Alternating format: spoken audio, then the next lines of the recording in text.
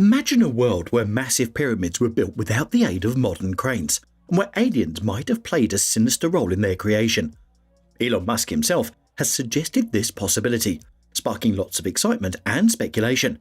Well, with recent explorations, scientists have made some incredible discoveries, and now we know far more about ancient Egyptians than we ever thought. So, get ready for a journey that will challenge what you know about the history and make you question what human and extraterrestrial life had in common in the past. These discoveries are historical and changes everything. So, Elon Musk has put forward a theory suggesting that aliens, rather than humans, were responsible for building the Egyptian pyramids. In various interviews and social media posts, Musk often mentions the pyramids as a possible example of extraterrestrial involvement. When asked about his opinion on the matter, he stated that he couldn't believe humans built the pyramids and that it was more likely that extraterrestrials were involved. Musk pointed out that the pyramids are surrounded by many mysteries, which leads to considering the possibility of extraterrestrial influence. He also highlighted the remarkable accuracy, precision, and the use of enormous stone blocks in their construction, which are not easily explained. This incident further solidified his reputation as a reflective individual who is willing to question commonly held beliefs and explore unconventional ideas. It also brought attention to certain mysteries and theories surrounding the design and origins of the pyramids, providing new insights into these topics. Nevertheless, there are still several important theories regarding the construction methods of the pyramids that have yet to be revealed or explained. One of the most impressive aspects of pyramid construction was how the ancient Egyptians managed to cut rocks with incredible accuracy, allowing them to stack stones tightly together with barely any gaps in between. There is so little space between the stones that not even a thin sheet of paper can fit between them.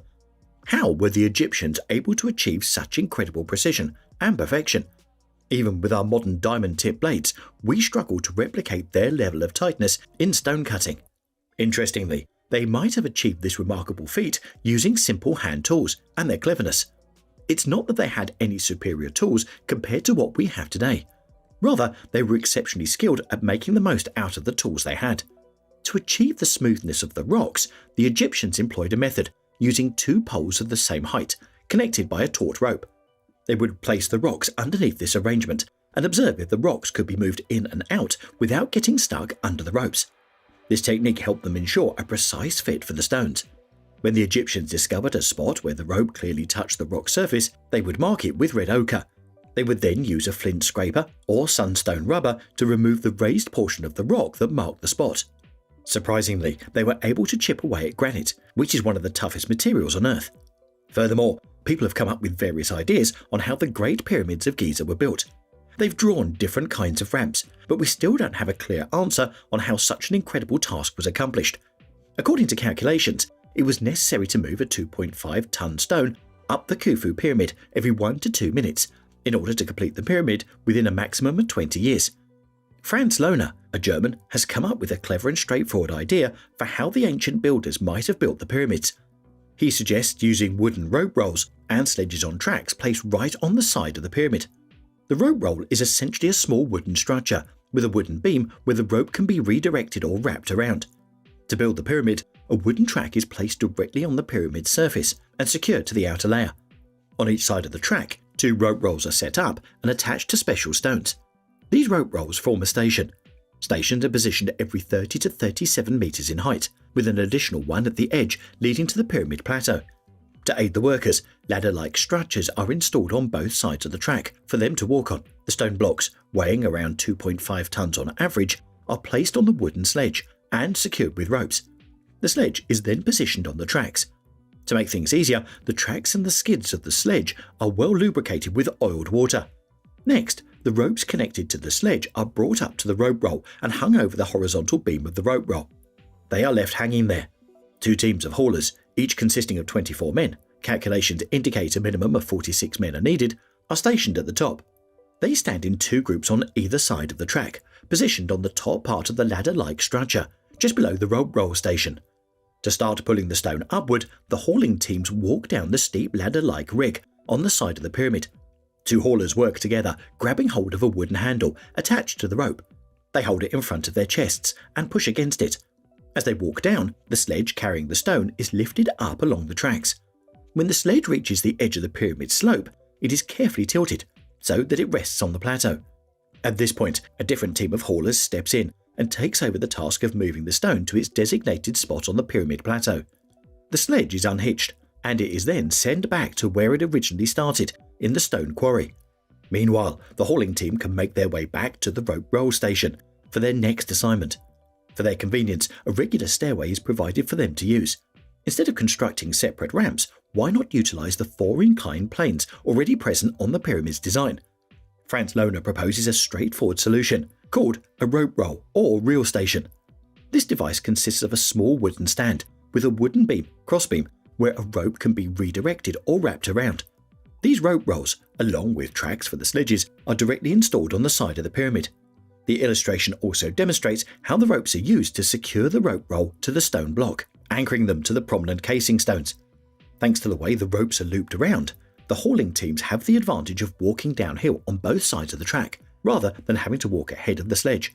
As they walk downhill, they are able to pull the sledge, with the stone securely fastened to it, up along the tracks.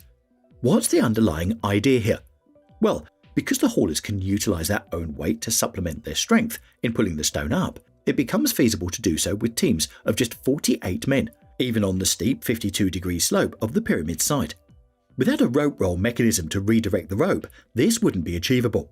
According to calculations, even on a relatively gentle slope of just 5 degrees, you would require over 50 men to pull up the same 2.5-ton stone block without the assistance of the rope roll. Think of it like this. Imagine you want to lift a heavy object by attaching a rope to it and throwing the rope over a tree branch. Then you grab the rope and walk a short distance away from the tree, pulling the heavy object up. It's easier to do this when you walk downhill, because you need less force compared to walking on level ground. This technique, which the ancient Egyptians must have been skilled at, is similar to how they managed to build the pyramids. The same idea can be used on a steep incline, like the 52-degree slope of the Pyramid of Khufu. Just like when you sling a rope over a beam, you can walk down the slope while simultaneously pulling the heavy load upward. When employing Lerner's rope roll instead of a beam, there are a few distinctions to consider. The crossbeam, acting as the rope roll, rotates on well-oiled bearings within a wooden block, and it is firmly secured to a special casing block on the side of the pyramid. This approach functions because the hauliers utilize both their strength and their own weight to pull the stone. Since they are walking downhill rather than uphill or horizontally, they exert significantly less force in hauling the stone. It's important to note that this is not a counterweight mechanism as proposed by some individuals. The stone is not solely lifted by the weight of the 50 men, but rather by their combined strength and weight working together. Franz Lohner proposes various approaches and strategies that share a common goal, minimizing effort and energy expenditure during pyramid construction and quarry work while avoiding unnecessary resource wastage. What's remarkable is that his solutions require no new or specialized tools or techniques, but rather rely on methods well within the capabilities of the ancient Egyptians. Moreover, there are 2 other significant questions that must be answered. Who made the pyramids, and where did those people live? In the past, experts studying Egypt believed that the builders of the pyramids lived in villages specifically created for the construction projects. However, there wasn't any solid proof of this until the late Victorian era. The theory got proven in 1888 when a British archaeologist named Flinders Petrie began studying the pyramid complex of Senwasit II and Ilhan from the Middle Kingdom period. During his investigation, Petrie discovered a walled settlement called Kahun, which had a well-organized layout consisting of rows of mud brick terraced houses. This settlement was a treasure trove of ancient artifacts such as papyri, pottery, tools, clothing, and even children's toys. These findings proved valuable insights into the everyday lives of the people living there, which is typically absent from other Egyptian sites. If we want to understand the Great Pyramid at Giza as something built by humans, we need to find exactly this kind of evidence. However, in the past, not many Egyptologists were interested in exploring the possibility of finding evidence of regular houses because they were more focused on the impressive tombs. It is only in recent times, mainly due to the continuous excavations led by Egyptologists Mark Lerner and Zaha Hawass, that the area around the base of the Great Pyramid has started to uncover the stories of the people who built it. According to the Greek historian Herodotus, the Great Pyramid was constructed by a workforce of 100,000 slaves, who worked continuously and were replaced every 3 months. However, Herodotus was mistaken. King Khufu, the Egyptian ruler of the 4th dynasty who ordered the construction of the Great Pyramid, did not have a massive number of slaves available to him. Even if he did, it would have been impossible for 100,000 workers to simultaneously build a single pyramid. Different archaeologists have their own ways of estimating the number of workers involved in the construction of the pyramids at Giza, but most experts believe that around 4,000 main workers were responsible for the building process. These primary labourers included quarry workers, haulers, and masons. Additionally, there were around 16,000 to 20,000 secondary workers who supported the main workforce. The secondary workers were engaged in tasks such as constructing ramps, making tools, mixing mortar, and providing other essential services like food, clothing, and fuel. In total, it is estimated that there were about 20,000 to 25,000 workers who laboured for more than 20 years to build the pyramids. The workers can be divided into two groups. First, there was a core team of around 5,000 salaried workers who had permanent employment. These workers, along with their families and dependents, resided in a proper pyramid village that had been set up for them. Additionally, there were up to 20,000 temporary workers who came to work in shifts of 3 or 4 months. These temporary workers lived in a less advanced camp located near the pyramid village. In ancient times, there was a special area near the Giza pyramids called the Cemetery of the Pyramid Village. This place was considered sacred and was marked by a big wall made of limestone called the Wall of the Crow. The purpose of this wall was to separate the land where the living resided from the land where the dead were buried. The main part of the pyramid village was located outside this wall, near the Valley Temple of the Great Pyramid. However, today this settlement is buried beneath the modern town of Nezer el-Saman, and it's difficult to reach or explore. The people who lived in the village were buried in a cemetery on a sandy slope in the desert. Their graves and tombs were of different types, such as small pyramids, step pyramids, and dome-shaped tombs. These burial sites were made with valuable stones that were taken from the place where the king's structures were being built. The larger and more advanced tombs, which were made of limestone, were located higher up on the slope of the cemetery.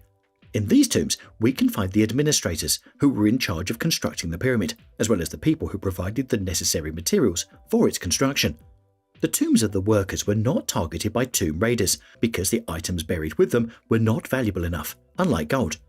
As a result, many skeletons have been preserved in good condition, giving scientists the opportunity to learn about the people who lived, worked, and died in Giza.